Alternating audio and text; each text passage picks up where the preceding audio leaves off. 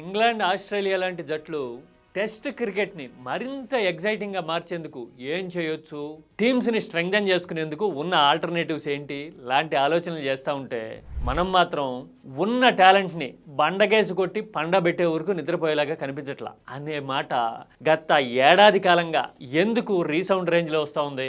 ఆ రీసౌండ్కి తోడు మనోళ్ళ పర్ఫార్మెన్స్ కూడా మరీ నాసిరకంగా అయిపోవడము, 130-140 స్కోర్ను కూడా చేసి చేయలేక సతికిలు పడడం చూసిన తర్వాత అసలు ఇండివిజువల్స్ని బ్లేమ్ చేయాలా లేదంటే మన సిస్టంలోనే ప్రాబ్లం ఉందా అని కొందరు మాట్లాడుతుంటే చాలా మంది గౌతమ్ గంభీర్ని వేలెత్తి చూపించే పరిస్థితి వస్తూ ఉంది. ఇంతకీ ఇండియన్ క్రికెట్ ఇంత గందరగోళంలో పడిపోవడానికి అసలు కారణం ఏంటి?